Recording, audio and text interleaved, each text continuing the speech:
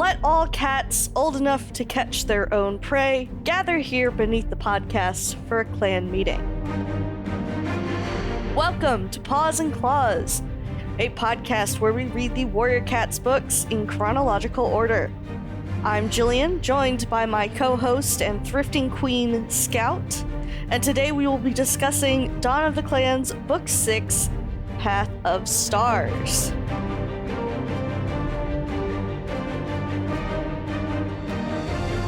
We made it through a whole series. We did a whole series that neither of us had read before. Yeah, it was really exciting. I'm surprised at how much joy it brought me to read this alongside you and both of us discover the twists and turns and highs and lows together. And rekindling that obsession, truly. Definitely. Because today I did, for the first time in probably 15 years, draw Warrior Cats fan art. Join me!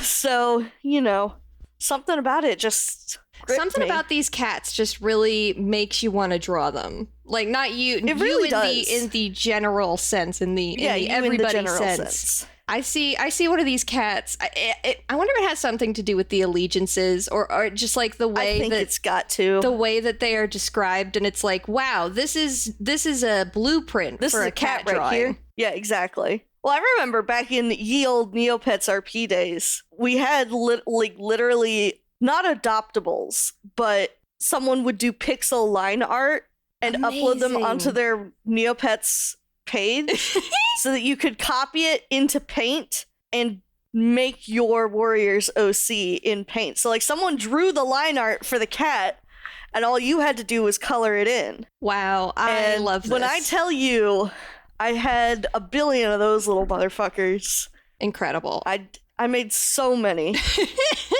That's what I put on my allegiances that I made in Paint for my Warriors OCs. I put their little pictures in there. It was great. Obsessed with this. I desperately want to go through one of my old notebooks that I have in the trunk in my room. I have like a steamer trunk, maybe even bigger than a steamer trunk. It's a big fuck off trunk. And it's filled with all of the notebooks and sketchbooks that I have filled for the majority of my life. And in there, I know I've got at least one notebook that has a bunch of allegiances written down for one of my OC clans, and desperately now suddenly I have the urge to go and draw all of the cats. Yeah, I think my folder of allegiances that never ended up making it into the trash and that I brought with me to the apartment are underneath my bookshelf over here. So I could technically get them, but I am not doing that right now. Yeah, not right now. I feel like this could be a bonus episode that we could do. Oh, easily. This could be a full episode. We'll rate your Warriors OCs. Rate your Warriors OCs.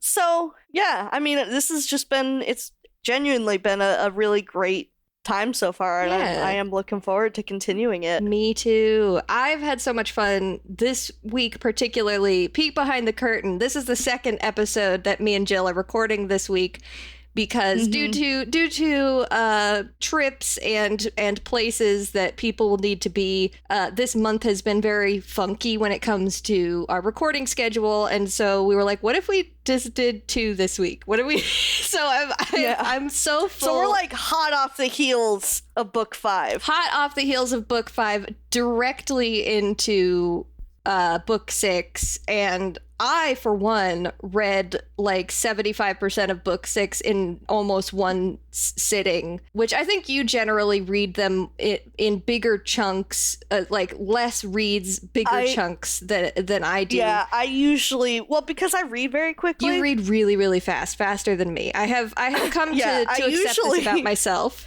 Usually, except for when we record on a Wednesday, because I have Wednesday morning responsibilities. I usually read the book the morning we record. Yeah, I did 75% of a book the morning we recorded once, and I said, I don't think this is for me.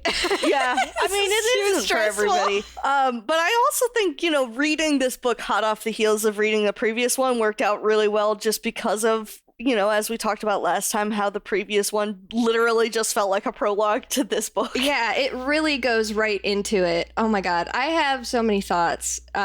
Before we get into our thoughts, I will ask you, how is the prey running today? Oh, it's running.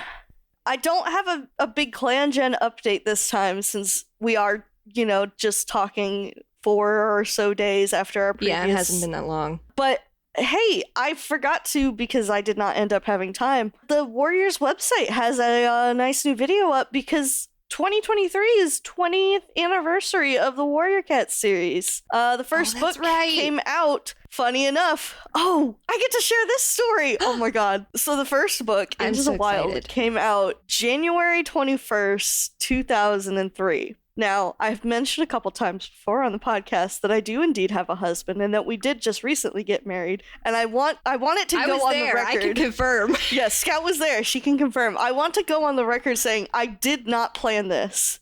However, our wedding was on the day of the 20th anniversary of the first book of the Warrior series coming out. Oh my god. This is so funny. So I do think that is just a fun little fact. It makes me helping your matron of honor put a Warrior Cats quote into oh my god, yes, that's right. Her speech for the reception, and she didn't even know. She didn't even know that it was achievement. It was still not. Oh god, that was so good. Yes, so my matron of honor doesn't even know it's a Warrior Cat. My matron of honor did quote Warriors at our wedding. It was great, but I do want to go watch that video. I might watch that tonight. I just think it's really incredible that this book series has been around for 20 years. It is incredible. I can't believe that I am only... I can't believe I'm only 9 years old. Older than the Warrior Cats books. Which, that tracks, because I'm pretty sure I read Into the Wild, like, the year it came out. Yeah, I feel like I have to be pretty close to the beginning of the series. Let us do this, this quiz, though. Let's take a quiz. We're going to take a quiz called How Much Do You Know About Greywing?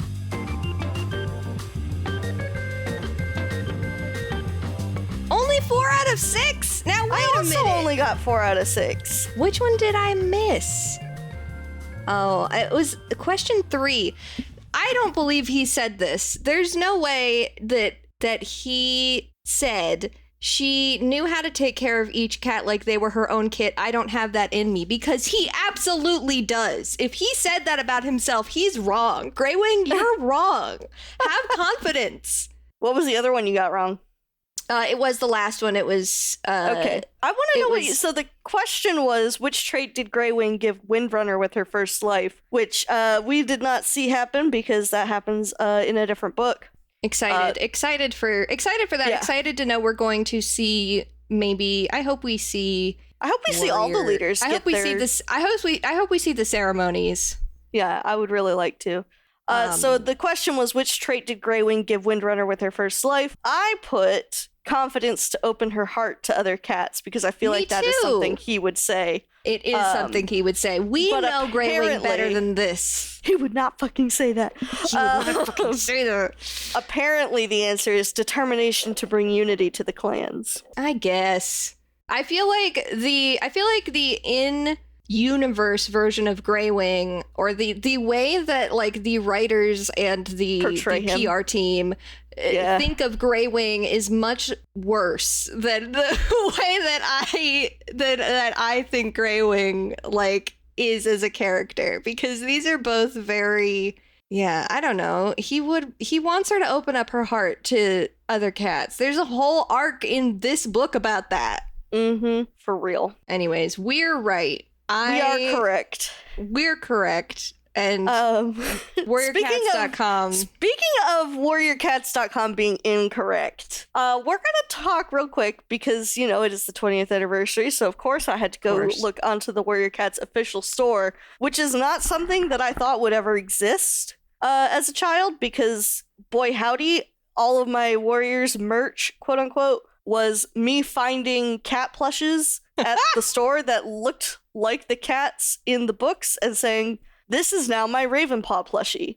It's fucking socks. So I'm on the page now and really There's really so much, and so much of it, full offense, is ugly as hell. It is. Why is so much of it so ugly? So much of it is ugly as hell. There's like these weird Funko ass minifigures, which are unfortunately one of the better looking things, I feel like. Yeah, because the plushies are really hard to look horrifying. at. They really do not look like cats. They don't. They look like demented Care Bears. Yeah, it's very unfortunate. And then they have so many of them. I was looking at the like cat plushes that they have, and I was like, this is a surprising number of different cats. Yeah.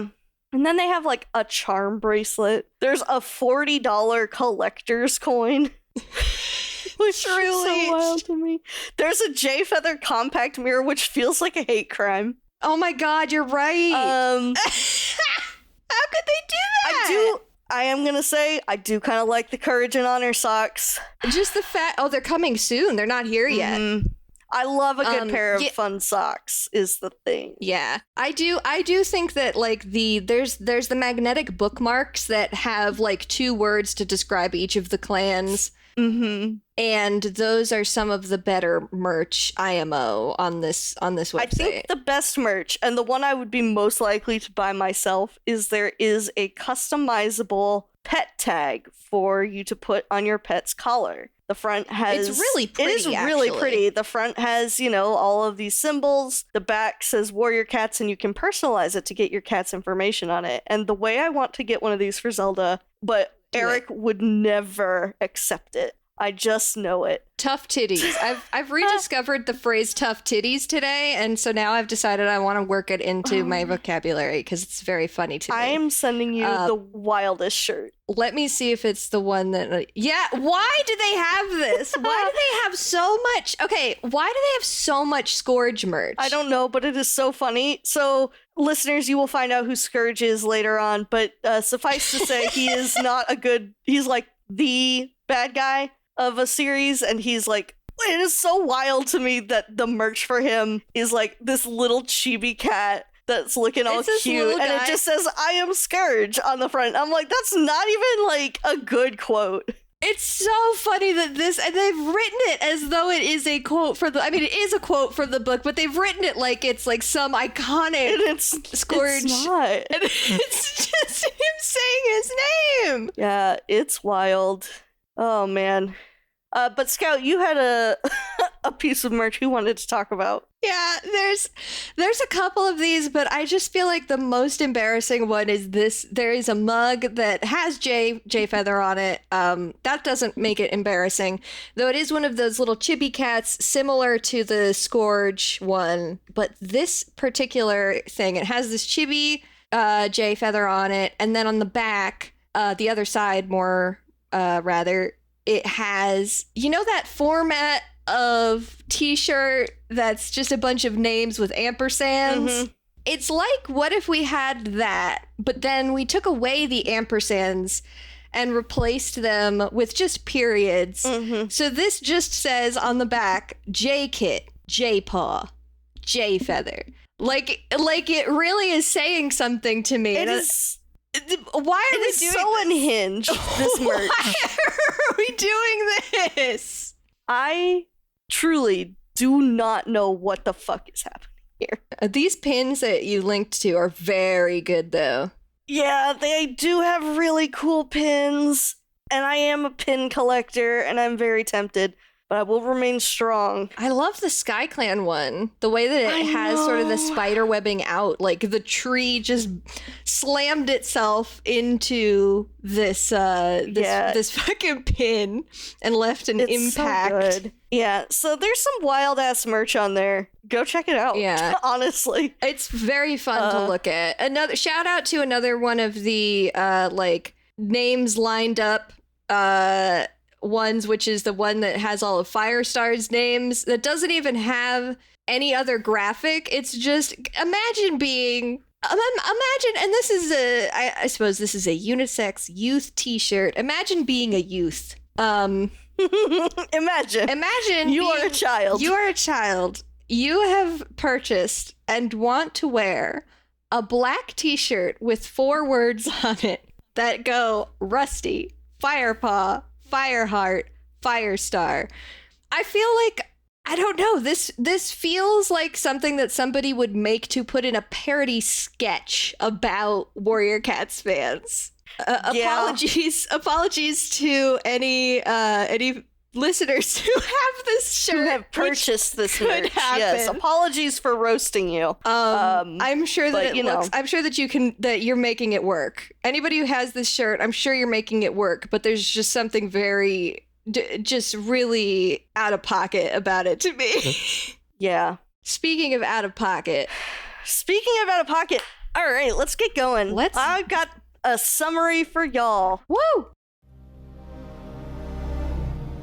So hot off the heels of Slash kidnapping Starflower, Clear Sky persuades the other leaders of the groups to meet with Slash and discuss his terms for returning his mate. While they meet, Greywing and several others mount a rescue mission for the pregnant queen. As they escape, the stress induces an early kidding, but they are able to get her to safety in Tall Shadow's camp. As time continues, Slash's rogues continue to cause trouble for the groups, stealing prey and antagonizing their patrols. Greywing goes to meet with Fern to try and learn more about Slash and his group, which he then relays to the other leaders. They discuss together how better to train their groups to fight against Slash's rogues, and they share fighting moves between them. Thunder and Lightning Tail spy on Slash's camp and learn of a plan to attack Windrunner's camp.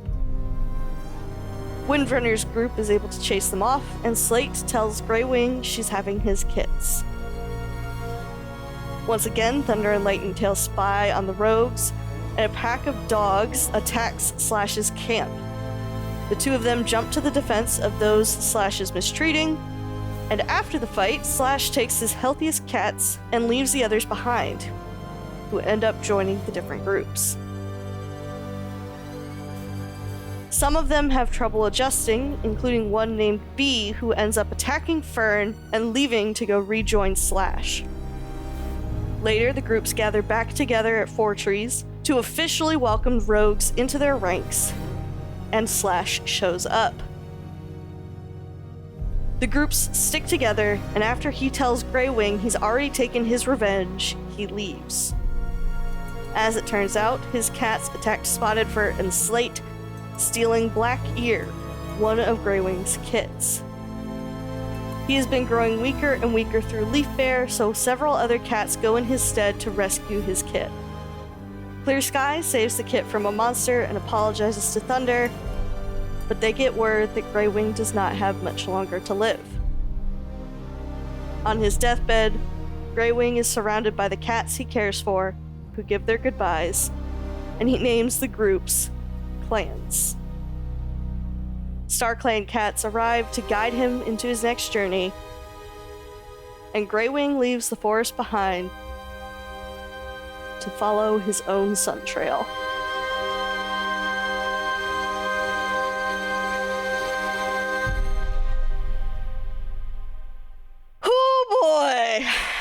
So unfair. It's not fair. I have so many thoughts. We'll get to it. It's the end of the book, but yeah, I was gonna say I once again took my notes in chronological order and did not put them into the Google Doc because of just the way that today went. First off, I think the map is wrong in the front of the book. Doesn't it look wrong? I also thought this.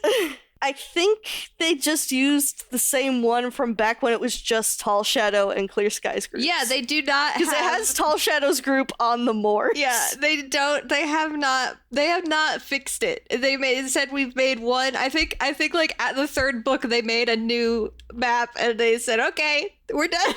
Yeah, we're done. We're good actually. Also, I have to look at the later map of this forest again, but I feel like Four Trees is not in the right place on this map. I feel like nothing is in the right place on that map.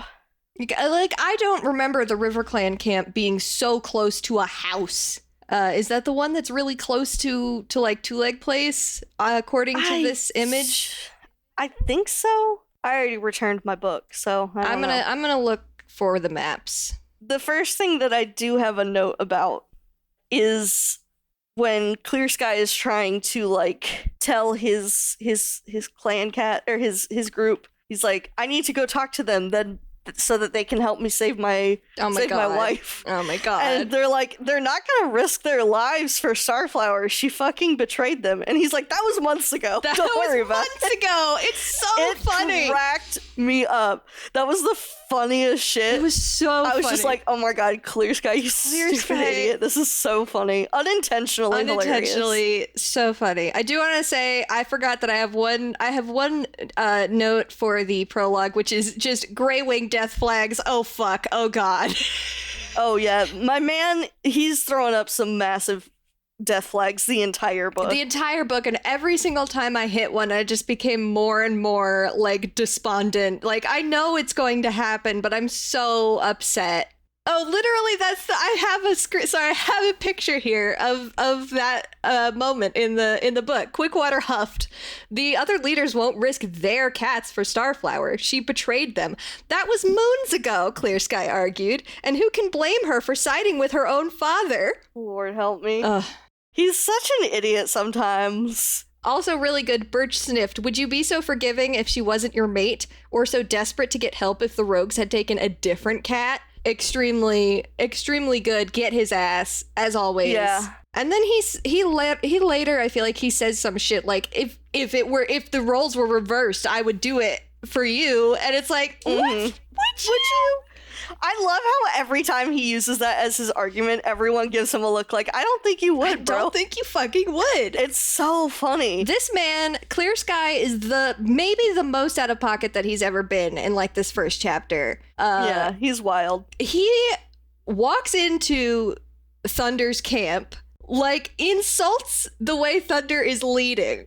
Yeah. And then is like, son, could you help me? My girlfriend that used to be your girlfriend, she got kidnapped and I really need your help. Won't you help me? How can you say you're not gonna help me?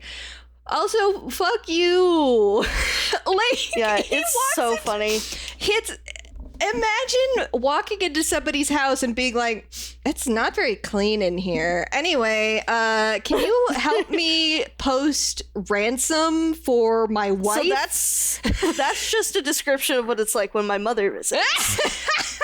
But, Thunder is very mature. He's like, no, they don't need to follow your instructions, Clear Sky. My cats can do whatever the fuck they want. Like, I'm the leader here. And he's like, all right, if you say so.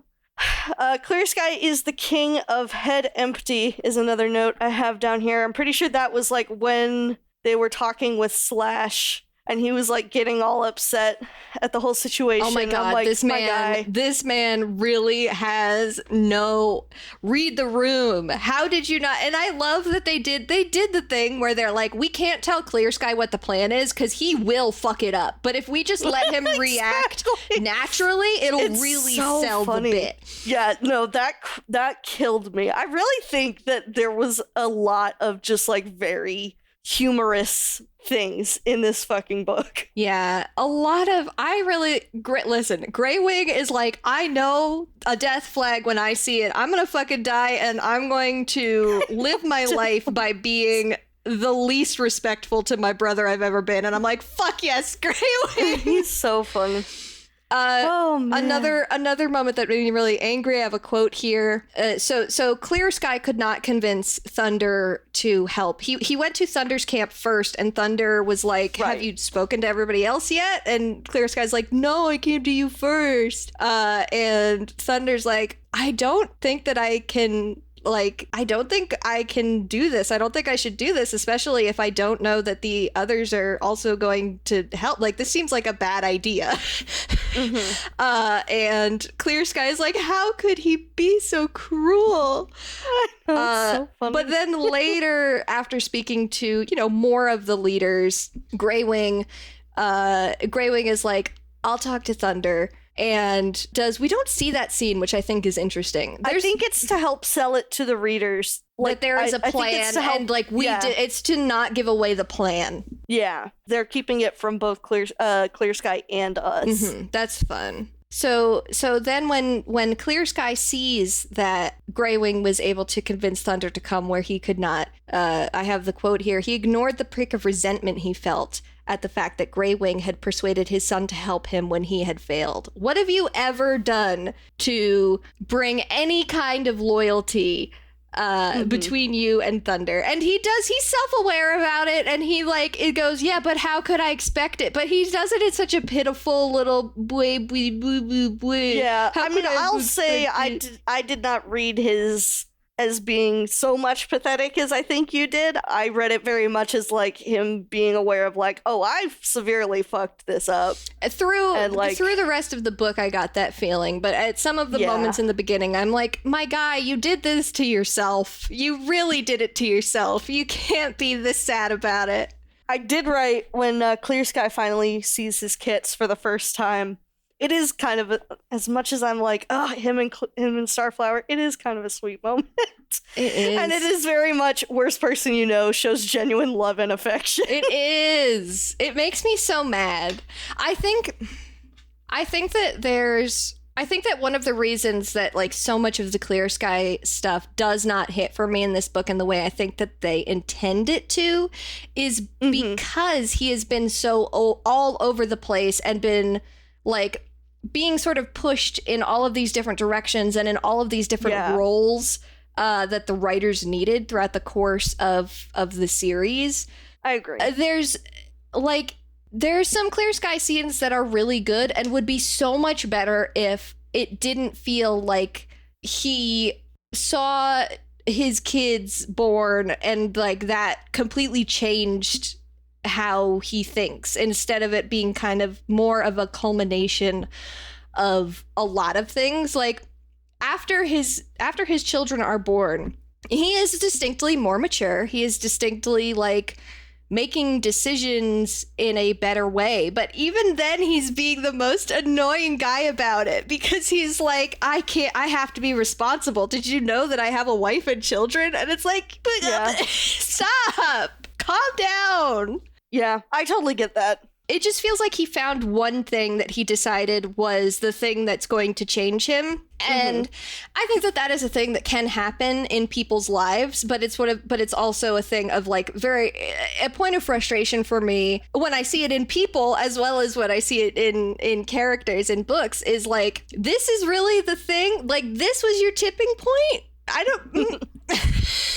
Yeah, I mean, but it does happen. It does happen. Some good lines in this book as well. Really good lines. I did get some cats need an enemy to make them feel strong, which I thought was just a very good little summation. Really good.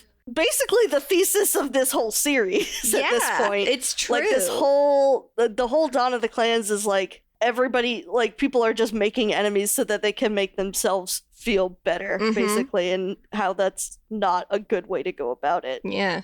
I have a savage quote from Lightning Tail, which is Slash's rogues are just kitty pets nobody wants. Oh man. Fucking really get their ass. God Which damn. is like an extra dig because like what fucking, like you have to be like a real shitty cat for a person to not want you. It's really because I have met some like horrible mean cats and I still love them. I know.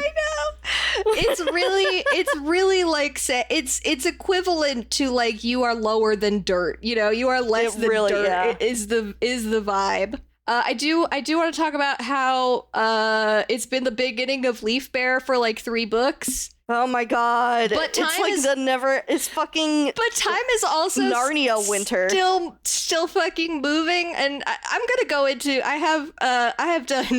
I did some math about Starflower's pregnancy. Oh my god, Scout. Do tell. What's the tea? So the average cat pregnancy is 65 days. 2 months-ish. 2 months. A little bit over 2 months. It's been approximately 7 days since Starflower was taken, kind of like in the beginning of the book, which was maximum 7 days since Quiet Rain's death to me, because I could generously give it another week, but Thunder left Clear Sky's camp to start his own camp not that long before that, and that was supposedly happening at the same time as Greywing was on the moor before he had joined the Moorcats officially. And they said at Tall Shadow's camp that Greywing had been gone like maybe 3 or 4 days. So it can't, like, maximum maybe 5 days before Thunder went and got him. And then the day after that, that was when Quiet Rain died. So we're at like 21 days. It's like, we're really at just like under a month to me when I'm doing this math. And because Clear Sky didn't officially get together with Starflower until the day that Thunder defected. And that wasn't that long ago. Mm-hmm. So unless things were really freaky between Clear Sky and Starflower, and like before they were official, they were just fucking, which I guess could have happened. Well, and yeah, very clearly. I also think that with how unclear it is in this series when these time skips are happening, like, I don't doubt that you did your research, but I also am like, they may have assumed there was a time skip. There could be one in here that I missed, but it just all feels so close together. It does feel very close together, and that's actually one of the things that I brought for sharing tongues later, is somebody talking about not the exact same thing as you, but along the similar lines. I think I saw that post and I was losing it. Yeah. So we will definitely peeked ahead, very excited about that. I mean, I 100% agree. It is incredibly inconsistent. It is unclear. It is just like boggles the mind the way that they have timeline shit laid out in this series, honestly. For this particular, like, and I know it's something that I have noticed in previous, like, reads of other books. This is my first time reading Dawn of the Clans, of course, but I feel like Dawn of the Clans really has a time issue. Oh, very much so. It's got a huge, not only time, but pacing. Time and pace, yeah. I have a note down here that the last book should have been half as long to make this book twice as long. Yeah. There's like so many loose ends, and clearly it's things that are going to be covered in the upcoming super edition that we're going to be reading next. Some of it. Yeah. But there's so much, and there's like so much that's just packed into even just like the last couple of pages. They're like, oh shit, we forgot. We got to get this in here before the end. And I'm like, you guys had, but there was so much. You had 6 books to lead in all of this shit. Yeah. There's so much, and there's so many things that there could have been less time used on. Right. In the course of the books, and even stuff like, I would have loved to have less of Thunder's big adventure going around and collecting all of his kin from various different parts of the forest for half a book in the previous book. God. I would have liked less Greywing leaving and going back to, and leaving and going back to the moor. To have more time with Slate's pregnancy and Greywing helping the Fern and Willow, the 2 rogues that join WindClan, to adjust. And B was also there. That is something that I did note down. I was like, once again, we are breezing past the getting used to new people in our group stage. I feel like that would be really interesting to have them explore, like, because we only see the after effects of like, well, I don't think Ember is a good member of our clan because he's not going out and hunting with any of us, and he always eats by himself. All he does is sleep in our camp. I'm like, did y'all not learn show not tell? Yeah, right. Like, also, why do show us this happening instead of tracking every paw step of fucking Clear Sky, Greywing, and Thunder, and show us like the tension. Yeah, show us that stuff. And like, why did Red is fine, but why did we have to spend so much time with specifically Clear Sky, like giving Red a fucking hazing? Yeah. That was a long scene. It was a long scene. And like, Red is the least of our problems here. I want lot more information on. I want to know more about all of them. I want to know more about Willow. I mean, she lost her brother. She lost Frog in like a really just devastating scene. After the rogue camp is attacked by dogs. Pebbleheart is tending to everybody, and they're trying to get the rogues that are left that were abandoned by Slash to be sort of relocated onto the moor with Windrunner for the night so that they are safe. And one of the cats was bitten by one of the dogs and suffered a spine injury. And they go to immense trouble to try and find a piece of bark to lay him on, to drag him gently across this wilderness to get him to safety. And when they're just right on the edge is when he passes away. Because the wound rough. was too bad and there was internal bleeding that there was no way for them to take care of. And that was the scene of Willow, like, speaking to her brother and being like, don't fall asleep. You can sleep when we get there. You're almost there. Just stay with us. Really got me. It was a rough one. And so I want to know more about Willow, like, trying to adjust to this new group and kind of being given the cold shoulder after, like, we see this extremely emotional moment where she's even like, I understand if you don't want to accept us, but please can you help me bury my brother? Yeah. And then it's just kind of like, and 2 months went by and everybody's adjusting, but it's still winter. It's still the beginning of winter, but 2 months have gone by. It feels like they didn't need to make winter that long. Like, they could have still done the whole, like, the rogues are pulling all this bullshit after winter is done. Yeah. Like, we didn't have to have it be the beginning of winter the entire time. This has been just a really long year. Yeah. Whew. Tell me about it. Okay. So I did have a side note about, like, you know, as someone who has read a lot of books for a long time of my existence, as I mentioned, we are nearly 30 years old. We have read a lot over our lives. Yes. They so easily could have done or tried to do a jealousy plot with Slate and Fern, because, you know, Grey Wing keeps going to visit Fern and make sure things are okay and, like, get information. I literally, like, could see how they would have done that, and I would have fucking hated it so much because I hate miscommunication jealousy plots. Mm-hmm. And I am so thankful that they did not do any sort of, like, Slate being jealous because Grey Wing is going to see Fern and, like, get information, or, like, thinking he's meeting her in secret for some romantic rendezvous. Like, am I wrong? They could have so easily. No, they absolutely could have. Now that you pointed out, I'm like, wow, I'm so glad they didn't do that. Right? It just feels like it was prime of, like, we could do this. And I'm like, please fucking don't do it. Please don't. I will have to close this book. Don't. Just that picture of Michael Scott going, don't.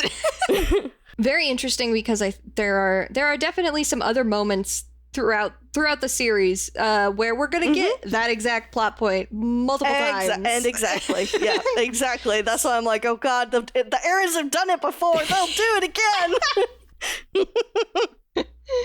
But they didn't. And for once, you know what? An Erin W. Erin. Good job, Erins. Good job, We Erins. appreciate that. Oh, let's see. I also wrote down the men in this family are weak to a pretty face. Oh my god. Oh, Thunder. My Sweet boy. He's got a crush on this girl who he sees in Slash's camp. And he's like, oh, she's sweet and kind and she doesn't want to be there. I just really hope she's okay and we can help her. And Lightning Tail's like, oh, brother. Here we go. But he's like so supportive of it this time. He's like, you know, I at least know he's learned his lesson from Starflower. So at least, like, I know he's not going to be that stupid again. Yeah. But Lightning Tail is like, just be honest with me, bro. I know you don't just want to go and, like, check out and see, like, what they're doing. I know you just want to go see if Violet's okay. It's so funny. It's so funny. Oh, Lightning he's down Tail so reads bad. Thunder for filth. Every time. He really does. It's so good. It's so I love good. those two. Oh, I love every moment in the book when Thunder is like, I'm really glad that Lightning Tail is here because I know if anything happens to me, Lightning Tail will be able to take care of them. I know. He trusts him so much. He does. Lightning Tail being like a proto-deputy. Yeah, it really is sort of the first sort of look we get at the deputy system. Mm-hmm. We also get our first look at apprentice and mentor systems in this book. Oh, I loved that so much. It made me so happy. The detail of like Mothwing really struggling, but then doing better once somebody that wasn't just Windrunner and Gorsefur was sort of helping her along. Mothflight, yes, sorry. Yeah, it was so nice. I love Mothflight. She's just a silly, goofy girl. She is. I'm really excited to read a whole book about her, and I'm usually... Me too. I Scout is a known Super Edition hater. I don't know about hater. I have read some Super Editions, and the ones that I have read have felt like they could have been not twice as long as a normal book in the series, is all. But I'm excited about Mothflight's vision, and hopefully that'll give me that'll give me a little bit of a boost compared to the other Super Editions that I have had the experience of reading so far. I think it's going to be a good one. I have my fingers crossed for you. Thank you. Because I personally very much love the Super Editions. I'm excited. How many have you read of the Super Editions previously? I don't think I've read terribly many of them, but I do remember Firestar's Quest being like one of my favorites. And I am a known Firestar hater. But I am a Sky Clan lover, so that's probably why.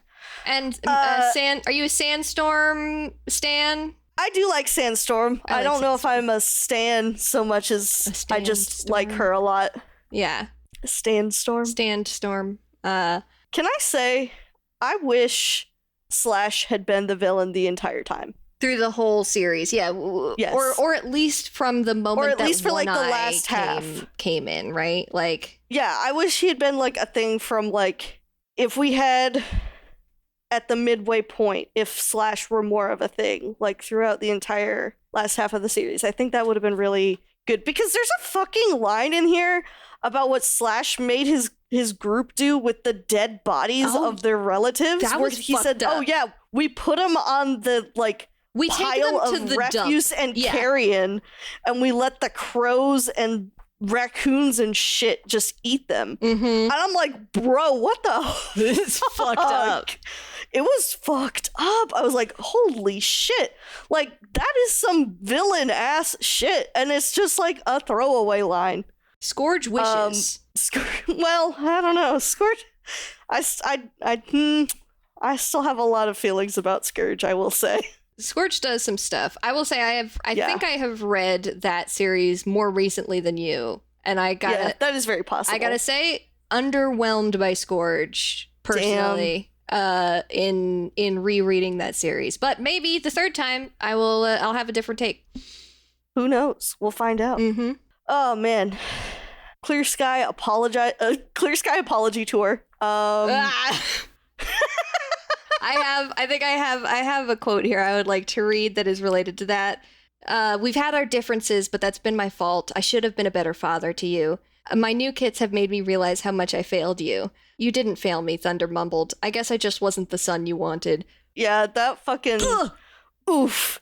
I really enjoyed Clear Sky's apology tour, because he does apologize twice to Thunder, and both times Thunder, like, doesn't necessarily, like, forgive him, but he does kind of hear him out at least a little bit. It's one of those things. If that makes I sense. think this is, yeah, because I think I am a firm believer in you can move past something without actually forgiving somebody for something that they did that was really fucked up, and not taking care of your son twice is really fucked up. Is very fucked up. But like, it's not the sort of thing where it's like, it's the sort of thing where Thunder is like, okay, he feels remorse.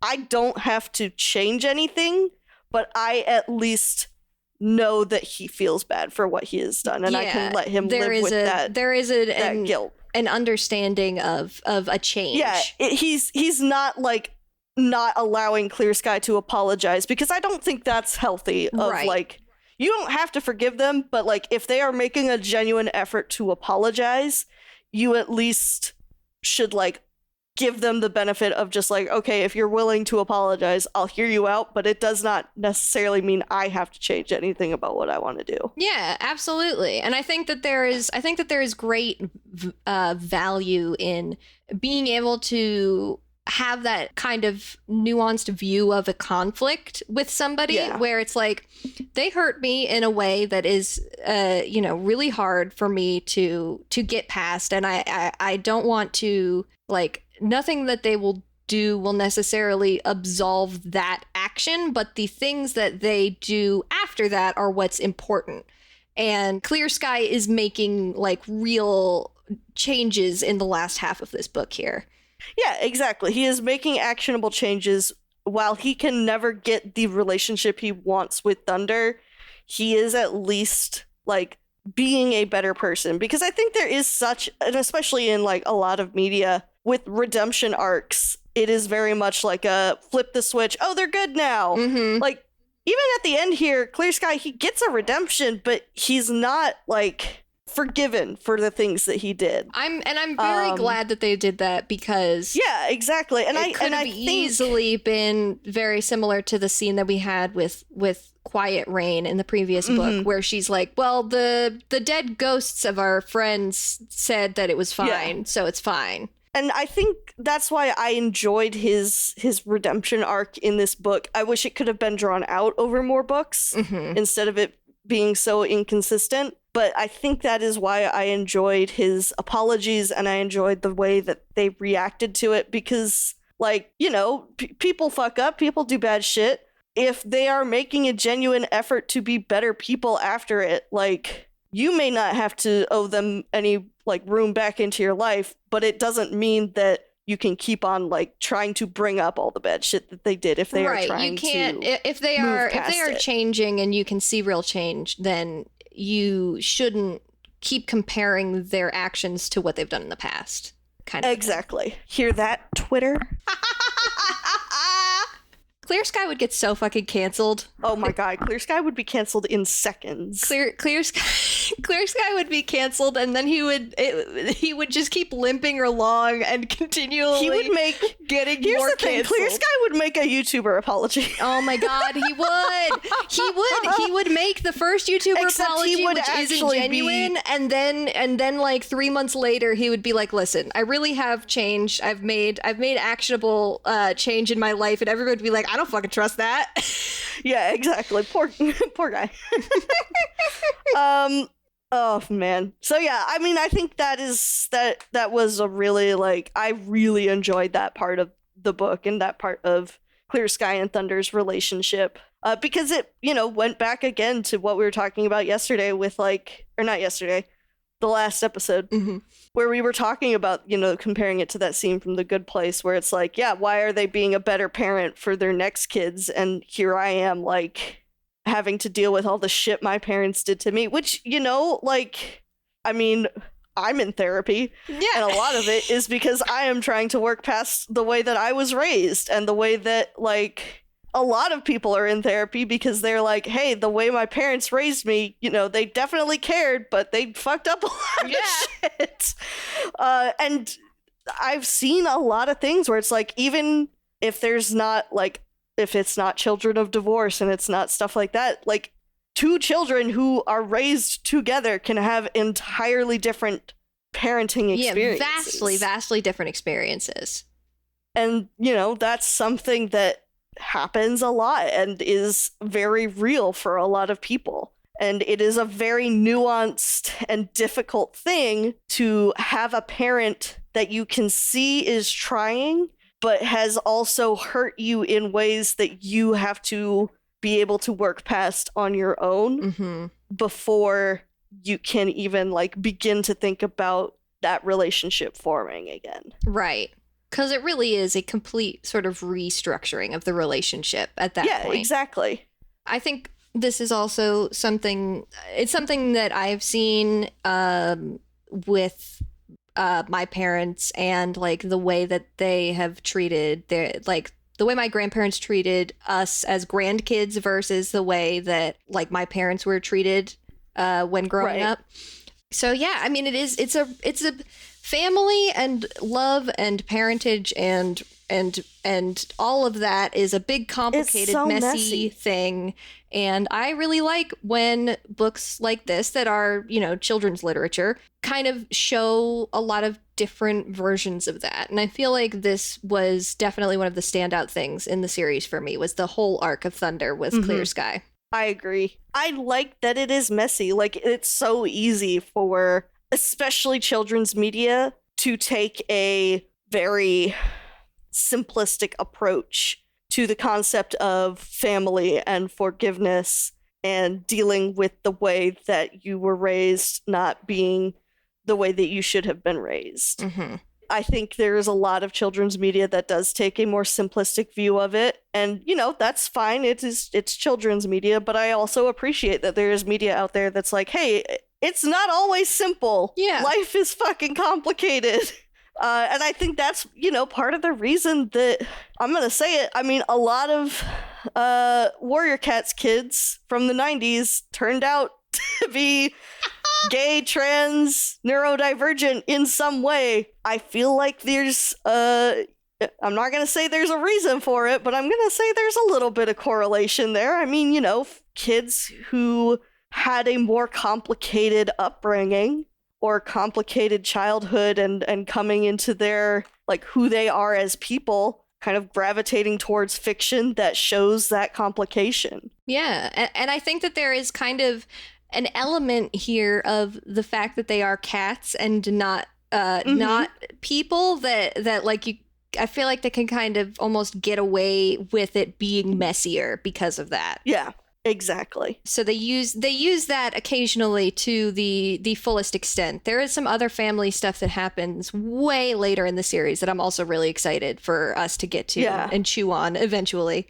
Oh yeah, I'm excited to chew on everything, honestly. Me too. All of it is enrichment. Yeah. Let's see. Violet is so into Thunder, and it's so nice to have another relationship where it's just like, these two love each other, and they're just being goofballs about it.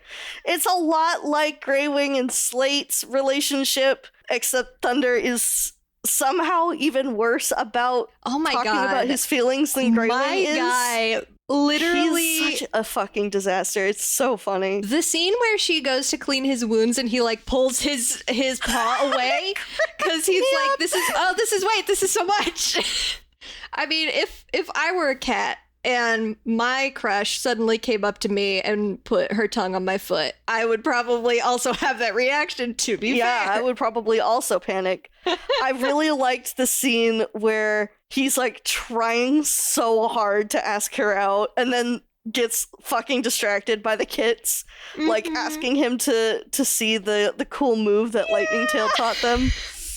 And he's like, oh, I should go check on things. Like I should go out to the river and see what's going on. And Lightning Tail's like, oh, why don't you take Violet with you? Yeah, and he's like, huh? I was thinking you and I could go. And he's like, no, I think you should take Violet with you. And then he's like, Lightning Tail, do you want to come too?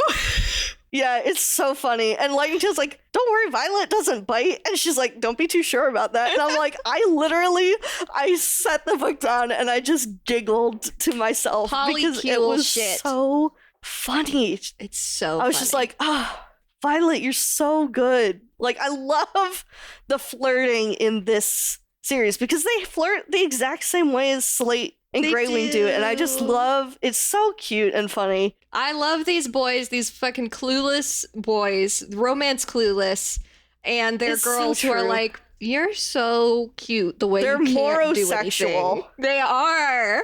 They're like, my boyfriend is so dumb and I love him so much. Violet even has a line once Thunder is finally like, I know we don't know each other that well, but like I was thinking maybe after we spend more time together, if you know, after we've been dating for a while, if you'd maybe like want to be my mate. And she's like, I thought Lightning Tail was gonna have to ask me for you. Fucking love that line so much. She roasts him so bad. It's so funny. Yeah, I was beginning to think Lightning Tail would have to ask for you is the best, one of the best lines in the book. Oh, also really good. Lightning Tail probably would have, is in the paragraph after that. Lightning Tail probably would have. He was a good, kind friend, and Thunder hoped Violet would come to value his friendship as much as he did. Oh, he wants them to be friends! He wants his girlfriend and his boyfriend to be best friends, and it's so fucking cute. It's so cute. I love them so much. Really exceptional stuff. Do we want to talk about the end? Yeah. Yeah. I have a note here. I'm not even at any deaths yet, and already I'm on the verge of tears because Greywing's adopted kits are coming back together to help him get his child, and it's just all of his family comes to his aid in this moment when he is completely helpless. It broke me. Oh my god, I'm so glad that I am not the only one. I was absolutely devastated. What did I tell you that I said to Eric? I shouldn't be emotional. I was like, I should not be this emotional about a children's cat book. And he's like, too bad you are. It's true. And I'm like, it's so true. Like, it was cheesy as fuck. The way they made Greywing spend some of his precious last breaths on coming up with the concept of clans. That was so funny. It was so funny, and I was like, I hate that this is happening right now. There were so many good lines in that last chapter, though. Oh my god. Like, that whole entire chapter fucking ruled. So he, is on his deathbed. All of his friends and family are coming together. Even Windrunner is like, gives him a really sweet goodbye. She does. And then she leaves. She's like, she doesn't want to be there. She doesn't want to she doesn't want to be there when he dies because she has been so closed off.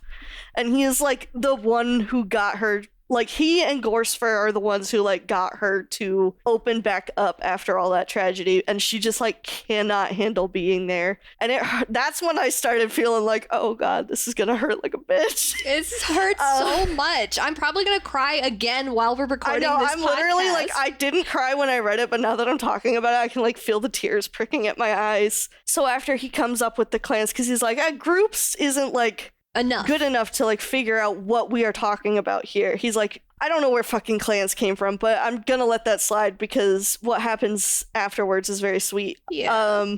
All of his kits name the clans. Yeah. And it's so fucking cute because they're like, oh, well, that one will be called this one. And then they give Greywing, they tell Greywing they basically have Greywing name Clear Sky's clan. Oh my god. And he's like, oh, it's Sky Clan. And he's like, Clear Sky is like, he's definitely emotional about the whole situation, but he's, still ribbing his brother on his deathbed. And he's like, trust you to name my clan after something beyond my reach. And Greywing is just like, the sky is all around you. And it tore me apart because it's so emblematic of the way they view the world. Like, right? Clear Sky is always reaching for more. He's just trying to be better. And Greywing is like, dude, you have a good life. You have everything you could ever want. Just like chill out and see that everything you want is right here. Like, you have it all here for you. And it devastated me. Same. Like, as much as it is kind of a, Clear Sky being a joking sort of moment, it is just like, oh, that's just their relationship. I also read it as this moment of Clear Sky taking it in a very sort of, not necessarily pessimistic, but in this way of like, he's seeing that as something like Greywing giving him something aspirational, and Greywing is trying to give him this gift of like, no, this is you. Like, this is what you've done. This is like, it is for what you have done, not for things that you need to do. The sky is all around you. You walk through it every day. I would get that tattooed on my body. Yeah, I would too. There's some lines in Dawn of the Clans I straight up would get tattooed on my body. Mm-hmm. So it continues. He continues to say his goodbyes, and then slowly the Star Clan cats start filtering in, and he starts saying, oh, Brightstream's here with the kits that she was carrying, and they're right next to you, Clear Sky, and they're happy to see you, and they're happy to see me, and they're so beautiful. And it is so beautiful. Really got me. It's so oh my god, I'm gonna start crying. Oh god, it's so heartbreaking and beautiful and wonderful because he's just like, he in a book series, in an arc where death has had such a grip on these cats, and in an arc where death has been seen as just such a horrible, terrible thing, because even in the last book, Quiet Rain is over here like, you guys just there's been so much death since you left. Like, how could you come here and say this is good? Everybody's dead. Like, all of your friends who came with you are dead. There's nothing here but death, yeah. And all of the cats who were there before the tribe cats came are like, you guys just brought death with you. Yeah. To see the final scene of this book be a portrayal of death not as something horrible and terrible and ugly and cruel, but as something beautiful and welcoming and a new, like, journey for Grey Wing, that fucking tore me up, because it is just such a turnaround from how they have viewed death, and it is so appropriate that Grey Wing gets this most beautiful and peaceful death scene, as he has had so much fucking shit thrown at him. Like, he is dying because he can no longer breathe, and in the Warriors books that could be a horrifying scene that we could have read. It could have been terrible. Have been horrifying scenes of him experiencing that, like, throughout the book. Every time that he, like, has a moment where it gets worse is just like, it is horrifying. It really, like, oh my God, like, you know that it's creeping closer and closer. But the other thing that I think is so special about it, and that makes it hurt that much more, is that Grey Wing has been faced with all of this death, and here he is being forced to face it again. And he has been given this beautiful family. I'm going to start crying thinking about this cat. He has been given this beautiful family. He has this chance to have happiness with Slate. He has children that are biologically his and that will treat him fully and completely and wholly and unequivocally as a father. And he gets so little time with them. And there's nothing to be done about it, but he takes it with such grace. He is so much less angry than I am for him. Yes, exactly. And I think part of that too is a couple of other lines in this scene that I really stood out to me. Is he talks about the StarClan cats and he says they're not dead, they're just waiting for me to go with them. Yeah, that really as if it's not. It's so like, I immediately had to write that down because I'm like, it is such a peaceful and welcoming way. And even though he has no say in this, like, he knows that he has to die here. Like, his body cannot go on any longer. It is not they're here to take me away. It's they're gonna wait for me until I'm ready to go. I just think it was so beautiful. He breathes his last breath and then just steps out of his body and is watching everyone there, and it says specifically clinging to the body he no longer needed. And it was so serene. And I was just like, this is a beautiful, like, this is a fucking beautiful scene. Like, it was so good. It was so good. And it's heartbreaking. It's heartbreaking because he's also, and I agree, he's done so much for them, and like, he doesn't deserve to die here, but he does. And I think that is also, like, that is your point. And it is so fucking true. As someone who lost a very close friend before she even turned 21, like, I get that. It's like, this is not when someone who is young and still has so much ahead of them. I mean, like, death is always tragic, but it's especially tragic when it is someone that still has so much that they wanted to do, still has so much life that they wanted to live, and had things that they were excited about and looking forward to. And it is tragic and heartbreaking, and seeing him accept it with such grace was something that was really cathartic to me. Yeah. As someone who has, like, lost people who were, in my opinion, far too young to have died. Mm-hmm. So seeing it less of, like, a tragedy that he's never going to be with the people that he wanted to, he does not get to enjoy this life that he built for himself, and more of him accepting that and saying, I'm just going on a different journey now. I feel like that was a really healing thing for me to read. The fact that it came full circle with him saying he's following his own sun trail as the sun is rising and he's heading off into StarClan, that broke me too. Like, that just was so much. I've traveled so far and loved so much is really good. That's another good line. Yeah, that's another one that would get tattooed on me. Mm-hmm. Oh. This is a very, very good conversation and does encapsulate so many thoughts that I have about it. And then I also have other thoughts, which were the notes that I wrote, which were, I hate this fucking book, piece of shit book. This is so corny. I'm so fucking mad. I hope the Amazon Prime driver saw me sobbing through the window. It's not fair. It's not fucking fair. Like, I feel like I have gone through all the stages of grief about this scene. Yeah, for real. It's so good. It's so good. And it's so really is like, it's heartbreaking in a really special way, I think, because there is so much joy and love and positivity and celebration of something new, even though there is so much that is being lost. Yeah. Oh, God. I mean, I don't know. So I have a couple of other notes about the Dawn of the Clans arc as a whole. Mm-hmm. Mostly it's just justice for Pebbleheart. He was not as important as we were being led to believe, and I'm kind of pissed off about that. Yeah. I mean, he's very important in that he, like, truly is, like, saving everybody all the time.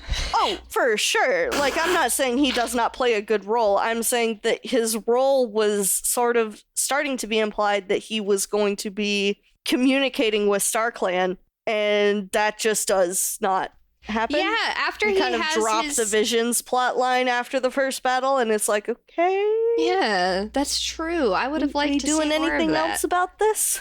Which I guess part of it is because after the first battle, they also add in a Clear Sky POV, and so now they've got 3 different storylines they're trying to follow, but still kind of pissed me off. Yeah. I'm also, like, as somebody who has read, like, as people who have read the other books in the series, it's kind of heartbreaking, not heartbreaking, but it's kind of, like, sad how friendly they were before the Warrior Code became a thing. Like, yeah, they had all those fights and stuff, but there's so many instances where they just show up at each other's camps, and they're just like, hey, I'm just here to see my brother's, like, newborn kids. Yeah, they like, just go and visit. Would never fly in the other books. Which I think could be a very interesting commentary on the way that laws, like, kind of become sort of changed and morphed and worse over time. And in interpreted poorly. Yeah, when things are poorly interpreted, like, because the thing is, I've read the Warrior Code because you sent me the books that have the Warrior Code in them. I do need to reread Code of the Clans. It's been a long time. But yeah, I have my code book here.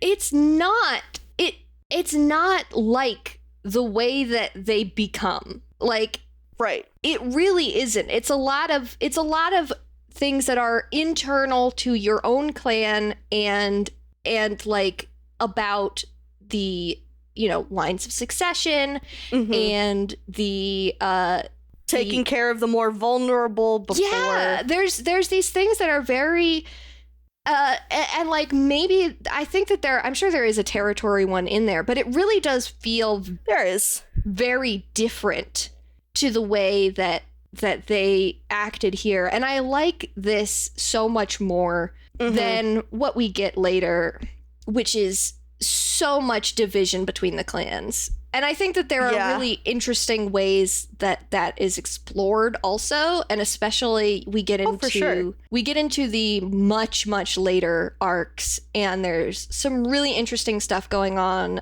with the cats in universe reconsidering, taking a look at these things and being like, maybe there's some stuff that we need to change. I think that's actually what the currently releasing series is about, right? It is, yes, that's right. As far as I know. As far as I know, I have not read it. I also haven't read it, but I have read the arc directly before that, and that sort of ended with a discussion of, we need to change things. Yeah, that is what I've heard. Yeah, so I think it is very, very interesting to see how it was at the beginning. Also, not gonna lie, the scene where all the rogues are choosing their new names after swearing to protect their new groups kind of got to me a little bit. It got to me too. Kind of made me a little misty-eyed when they're all like, "Oh, I want to have a cool name like the other cats," and I'm like, "Oh God, of course you do." Yeah. There are so many themes of belonging and like what it means to be in a group that some of it went untapped. So I would really have liked to see more of it. And I think that comes down to, again, like, I want to see those 2 months that they skipped over where Slate was pregnant. Like, we skip so quickly past Slate saying, like, I'm pregnant to Slate's kit's coming. Yeah, that felt very, like, boop, boop. Mm-hmm. And I know I did right once again with the time skips. Yeah, the timeline is just, I would have liked to see other things highlighted. I agree. I have some more stuff on sort of general thoughts about the arc as a whole in the Erin Corner. So I'll get to that. Should we go there now? Yeah, okay, if you're ready. I'm good. I've said pretty much all I need to say about Dawn of the Clans. Good book, honestly. For all of the things that I complained about for this book, good book. Path of Stars, probably my favorite of the books. Yeah, of Dawn of the Clans. Dawn of the Clans. For sure. Yeah. But yeah, take us on a trip to the Erin Corner, Scout. Yeah, here in the Erin Corner today, first really interesting thing I discovered was a series editor named James Noble divulged in an answer to a fan email that Greywing was supposed to die at the end of the Sun Trail, at the end of the first book. But they kept putting it off first because they were like, we want him to give, I think the plan was always for him to name the clans like that. Mm-hmm. And so I think they were like, we want to give this a little bit more weight. We need a little more time with this. So we're going to let it sit. And then they were like, now we've got this dynamic with him and Clear Sky and Thunder. And honestly, thank God they didn't kill him off. I know. And we want to explore that more. And then they all became really attached to him, which is, I think, the same thing happened to testament. us. Yeah. It's true. But I do love this. I love this progression of them just keep being like, we're gonna do it later. We're gonna do it later. We're gonna do it later. Mm-hmm. And even in the last book, I mean, I'm so glad that it's that last scene, but it really is like this. It's the last scene. It's like it's very funny to me. He goes into StarClan and that's the end of the book. No bonus chapters. That's it. Mm-hmm. Funny little note is that on all of the covers of these books, at least in the original Wayne McLaughlin covers for this series, there's like a sticker kind of circle on it that says bonus chapters inside. This book doesn't have any bonus chapters, so what it says instead is bonus poster inside, which I just thought was very funny. Like, this is a downgrade, I think. But apparently it is the poster was the map with an annotated with a bunch of different important event locations, which sounded cool. Yeah, that does sound dope. Hopefully it would. I would guess, knowing this fandom, somebody scanned it and put it up somewhere. Oh yeah, easily. I mentioned Twee Sutherland a little bit last time. I did a little bit more look into Twee. This Erin Corner. I went a little deeper with Erin Corner this time because it's the end of one of the series and I wanted to see if there was a lot of information on that. Unfortunately, I couldn't find too much. There wasn't a specific Q&A about this series or anything. But Twee Sutherland was an editor at HarperCollins who helped the Erin team develop the first 2 series arcs. And she also wrote Secrets of the Clans, which is one of those bonus books. Which I thought was really interesting because I think that actually a lot of if I'm remembering what Secrets of the Clans has in it. I've got it right here. Oh, look at you. Is this the one that has a lot of sort of short fiction about various moments across the history of the clans? So this Secrets of the Clans has, there's a very short thing at the very start that is called The History of the Clans, and it is very much... Some of it lines up with Dawn of the Clans, and some of it does not at all. Mm-hmm. But then there's a section on each clan with very, very much micro-fiction on certain little things, details about their territories, significant leaders and medicine cats, significant kitty pets. And then there's a little bit about like their herbs or prophecies and ceremonies. And then there's a little bit about like the mythology of the big cats and stuff like that. Oh, cool. Yeah, I'll have to look. I want to read through that a little bit more. The sort of super book that I have that has Secrets of the Clans and all of the blank of the clans in it. Yeah. But yeah, I was very interested in that she wrote Secrets of the Clans because that seems sort of like there's maybe some stuff in there that ended up being the basis of the things that ended up becoming Dawn of the Clans, which I thought was interesting. You mentioned definitely some of it for sure. Mm-hmm. You mentioned the herbs there for a moment. That reminded me, I didn't put this in my notes, but I did discover that the way that they decide what all of their herbs do is through a text from, I think, the 1700s that was like, holy shit. Herbs, and, you know, how you use them. Let me see if I can find it. I love that. I found it, and it was one of those things. It was in one of the Erin chats, which were these kind of like fan question chats that they did at some point over the course of the series, like the writing of the series and stuff. I can't find it again. I'll find it at a later date, but it's very funny to me that they were like, we're going to take this text of some guy, you know, in the 1700s that was like, this is what herbs do, I think. And that is the text that they use for deciding what herbs do what. I love that. A little bit of workflow insights, which is a little quote from Cherith Baldry here. I normally take about 2 months to write a series book. Once Vicky gives me the storyline, then Vicky edits it and I rewrite it. Vicky, aka Victoria Holmes, is, I believe, the person that HarperCollins sort of pinged for like, hey, we have this idea. It's very weird and different from the way that books work now, like 20 years later. It's vastly different, but I believe HarperCollins came to Victoria Holmes and was like, hey, we have this idea to do a book series about feral cats. And Victoria Holmes said, I don't want to write it necessarily, but I like the idea of coming up with lore and characters and stuff. And they said, great, why don't we have somebody else write it? And she said, sure. You do the lore, someone else will write it. Yeah. Which is just such a wild way to do things. It really is. And the fact that then also, like, they were like, multiple people are going to write the books, actually. Yeah. Which, like, I have a feeling is because they wanted to have such a quick release schedule. Yeah, it is a really like intense release schedule. If you've got 6 people writing these books, you can get 2 or 3 books out in a year. Yeah. Easy peasy. Mm-hmm. A little note that I liked was that as of Erin Chat number 4, which is the one that I was reading primarily, Victoria Holmes had met Cherith Baldry and Kate Carey individually, but Cherith and Kate had not met each other. And I said that's extremely our friend group's energy.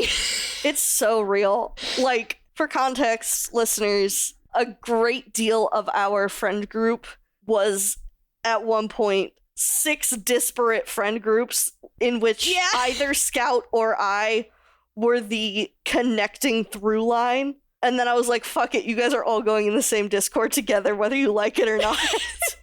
and look at what it has wrought. So many good things. Yeah, it has wrought so many things. But it's so funny, and also just reminded me of me meeting so many of our mutual friends at your wedding, because yeah, no, that was such a wild time. It was so good. Shout out to mutual friend Melissa, the aforementioned matron of honor, who, when I was there, said something really sweet, which was like, she was like, Scout, you just feel like you've been here always. Like, it feels so natural to have you here. And that was very sweet to me. And that's kind of what it is like to have friends that you know primarily via online spaces, and then you meet them in real life, and it's like, wow, it really does feel like I've just known you forever, because we have, but it is it's a weird kind of surreal feeling. Yeah. So the Erin breakdown for Dawn of the Clans came out like this. The Sun Trail was written by Cherith Baldry. Thunder Rising was written by Cherith Baldry. The First Battle was written by Kate Carey. The Blazing Star was written by Cheris Baldry. A Forest Divided was written by Kate Carey, and Path of Stars was written by Kate Carey.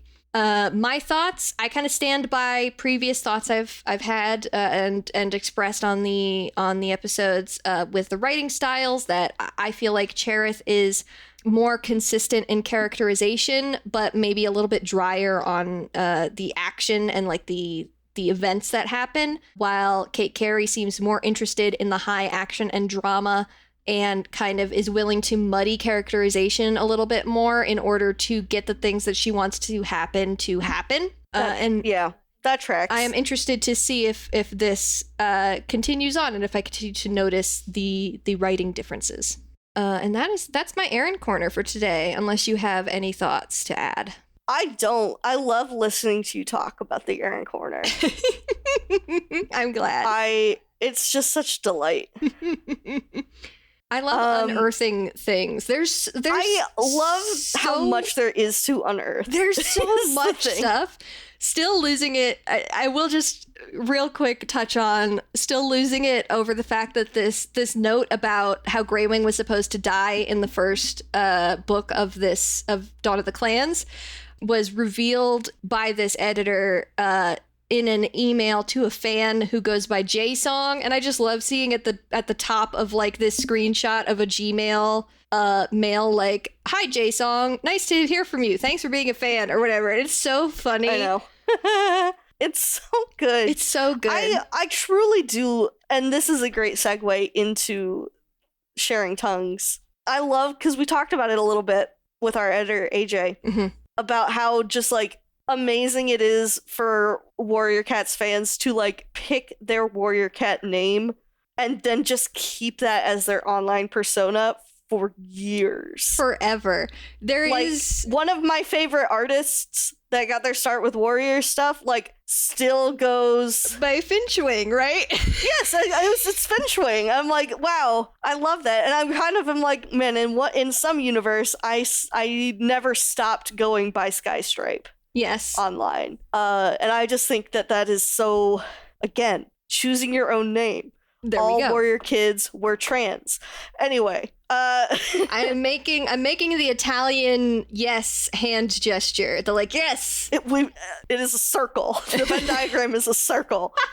But yeah, I do think like there is just it is so nice to like, I will see usernames and I'm like, that's a Warrior Cat's name if I ever saw one. And it is so fun. It is. It makes me and so happy. And it does make me miss my old handle.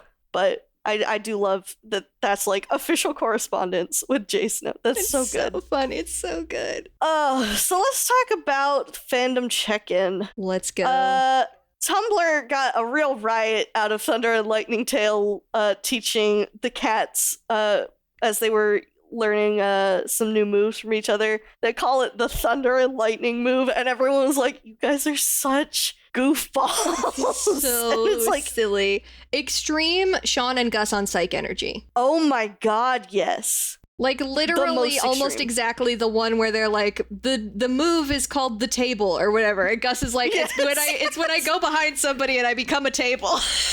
Yeah, exactly. It's so fucking good. So a lot of folks not clowning on them, just like getting an absolute riot out of the fact that they call it the Thunder and Lightning move. It's so funny. I do want to say I really liked that whole scene where they were all sharing. Was so good. Sharing their like secret moves and stuff. It was really cute. It was a lot of fun. Someone else, and I'm paraphrasing intensely here, Path of Stars has the best prologue because it's just 2.5 pages of Greywing realizing he loves both Slate and Turtletail. Warrior said Polly writes. Like, it is a really good prologue. He's just like, oh, I really miss and love you, Turtletail, but I also really love Slate. And she's like, dude, that's totally chill. Like, I'm dead, first of all. But also, like, you can love us both. It's fine. Yeah. And I just think that's so nice. Greywing has so much love in his heart, and it's so good. He's a sweet boy. I love Greywing so much. I gotta say, in the first episode of this podcast that we recorded, you were very cool on Greywing. I was very cool on Greywing. He grew on me. I'll admit it. I wanted to like also be be like cool in like the rad way, in like the oh yeah, I'm not, you know, like whatever, yeah, I'm like a cool teen or whatever. So I was kind of also being like, oh yeah, I can see where you're coming from, but I do have to admit, I have to come clean. I have always been, he was my poor little meow meow from the first moment. I am a changed person. I love him so much. He's just a little guy. He's just a little guy. He does sometimes do stupid things and think stupidly. He does. But we love him. Some absolutely devastating Grey Wing art, some of which I sent to you, of course. Yes. And I do want to say, if you follow us on Tumblr, which we will plug at the end of the episode, we are obviously recording this first season all in one sort of like before we actually release anything. But for each episode, I will be sure to reblog some art for that specific book. I love that. Because I love Warriors fan art. There's so much of it, and it's so good. It's all so good. In terms of Dawn of the Clans in general, there's a lot of discussion of Clear Sky, a lot of people who are like either into his redemption arc or not into his redemption arc, or want to make him worse or want to change his redemption arc. People wanting him to be in the Dark Forest after his death instead of StarClan because they think it would have been a cool plot point. I have mixed feelings on all of this. Like, you know, think what you want. Everybody has a different interpretation. You know, write your fix-it fic. Mm-hmm. And it's all good. But I also wrote so much good art. Holy shit, I'm going to reblog so much of this when the episode comes out. Because truly, there is just like so much good art. It's so good. It makes me so happy to look at. It really does. Like, I love it. I love the passion that the Warriors fandom has and has always had. Yeah, there's so many blogs that are specifically just like, I'm an artist and this is my blog where I design every warrior cat. And I'm like, thank you. It's so good. It's like, yes, thank you. I would love to see your take on what every single warrior cat looks like. I would love to see what every single cat looks like by every artist, please. Yes. It's great. It's so good. Someone found out. I feel so bad for this person. Someone found out about the Thunder, Starflower, Clear Sky relationship debacle from a Warriors MAP and did not realize it was an honest to God plot point. They thought it was made up for the drama of the animation. They were just so devastated when they found out it was real. And I'm not laughing at this person. I'm just laughing at the situation. I just think that's so funny. Because I would be them in that situation. I'd be like, are you fucking serious? Because I already was. And I didn't find out about it through an animated project. And then, as I mentioned earlier in our recording, I'm just going to read the first paragraph of this post that I found regarding the time skips and Scout trying to do her math regarding Starflower's pregnancy. Is this post which starts, the worst thing about the inconsistency in Warriors is that it's not even predictably inconsistent. It is the most mind-boggling, unpredictable roller coaster of a series where they'll manage to keep the most random, unimportant things consistent and then turn around and forget basic shit like who the main characters are related to. And the very last two sentences of the post, it's like they're deliberately fucking with us. I hate it here, but also I wouldn't want it any other way. And that is from user DuskStar727. And it's so fucking true. It's so true. Because it is so like, yeah, most random things will remain consistent, and then they'll just like completely swing and change other things completely around. Yeah, it's so interesting. Reddit didn't find terribly much, except for a lot of folks just really enjoying Dawn of the Clans as an arc. A lot of folks said that they think Dawn of the Clans is one of the best since the very first one, which again, it's been a long time, but at points I am inclined to agree. I think it was a very, like, despite all of the flaws we have talked about, it was a really enjoyable and unique plotline to Warriors. Yes, I agree. I was a little bit, in the first book, I was pretty cool on it. And admittedly, I don't think that the series puts its best foot forward. It does not. But really came to be a huge fan of these characters and this whole idea, and really love the way that they talk about family and community and, you know, all of these things in here. Really good. I also found like a little poll post of somebody asked like, what's your favorite book from each arc? And for Dawn of the Clans, those who read it, a lot of them said Path of Stars was their favorite in Dawn of the Clans. It was like almost majority said Path of Stars, and then the first battle was like second place, basically. Yeah, I was gonna say, I think that those are the strongest. I agree 100%. They are definitely like the ones that are the most compelling to read. So I do think that that was very interesting and also kind of heartening to see, like, because this book came out, what, 10 years ago? Yes. Because this book came out 10 years ago, which is, you know, 10 years after the first book came out, and it's kind of like, okay, well, a lot of people who read them are probably not reading them anymore. I was like, I don't know if a lot of people are going to be talking about this book, like about this arc, or if a lot of people are going to have enjoyed it, but like, it is really nice. I just think it's really lovely to see that 20 years later, people are still enjoying this series. It's still got its hooks in us. That's evident by the fact that like we're over here making a podcast about it. But like, I mean, like, I would be talking about these books with you regardless of whether or not we had anybody listening to us. But like the fact that there are a lot of people of all ages, like adults and kids and teens, still reading these books, I don't know. It makes me really happy that something that is so important to me personally is still, while it's never going to be as popular as it used to be, I feel like it is still so important to so many people, and it still has such a vibrant and passionate fan base. Yeah. And I just think that's really incredible, because I participate in a lot of other fandoms on the internet and a lot of other fandom spaces. And with a lot of content, with a lot of media, especially sort of media that is television or movies, a lot of it is, once the hype dies down, so does the passion from the fandom, so does the engagement from the fandom. But I feel like Warriors is one of those series that just does not, it may fade a little bit, but it is never going to fade to the point where I'm like, if I were to post about Warriors, it would get no like engagement at all. Like, I know there is always going to be someone out there who's going to be like, oh yeah, Warriors. Yeah. Like it feels, I don't know. It's just such a nice thing, because I've been so disheartened by a lot of the way fandom has changed with the advent of social media.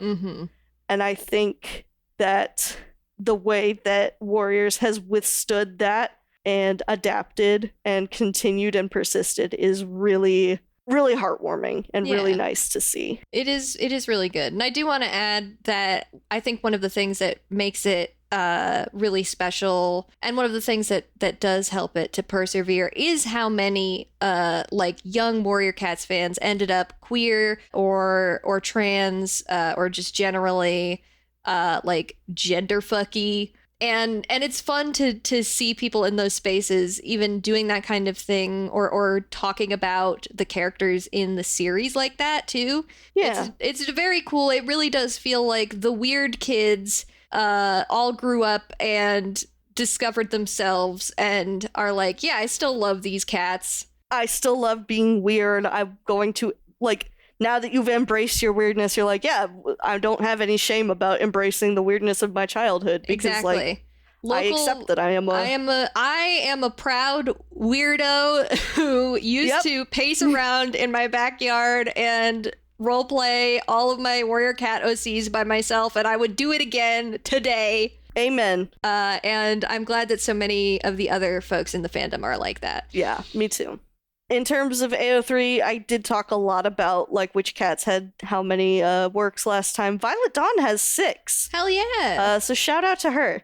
And the last thing that I just generally got from all of my research in the fandom is basically what we have talked about, is everyone by the end just caring so much about Greywing and just being so emotionally impacted by his death. I saw so many posts that were like, I've not cried at Warriors, but I cried at Greywing's death. And I saw just so many posts about people who were talking about that specific scene. And I really, I don't know, I just really liked seeing that was a moment that, so many people could appreciate. Yeah. And that's what Warriors is all about, honestly. Getting attached to a character and then getting absolutely emotionally devastated. It's true. It's so fucking true. It's so tragic, and I love it so much. Oh, well, Scout, I think it is time for our final Dawn of the Clans Warrior Cat of the Week. Who, Scout, did you pick? I feel like it's got to be Greywing for me. Yeah. It's got to be Greywing for me for this one. Mm-hmm. Fly high. Fly high, Greywing. God, such an important guy. I love him a lot. I really love him. I am really glad that I grew to love him. I think he is genuinely a very, very good character. The way that he affected the lives of everybody that he came into contact with, yeah, is really it's so good. It is. I think I'm gonna rock the boat with mine. Ooh. Mine's Clear Sky. I know. I literally wrote down, I was like, oh my god, is Clear Sky my Warrior Cat of the Week? You get run over by one car. Let me tell you why.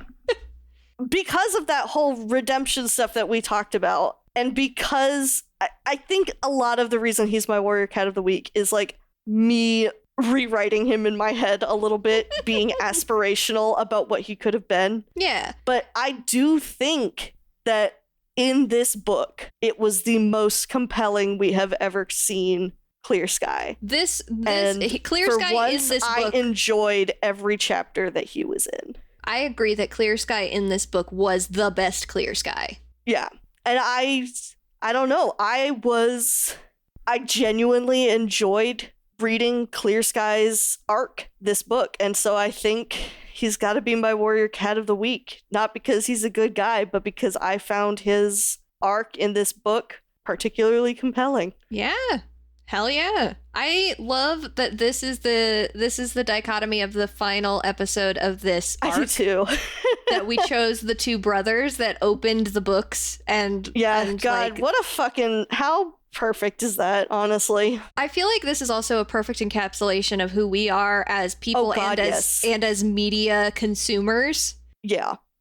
We are always, when we are consuming media together, I feel like we are always doing we are always two sides of the same coin. Mm-hmm. We are always balancing each other out.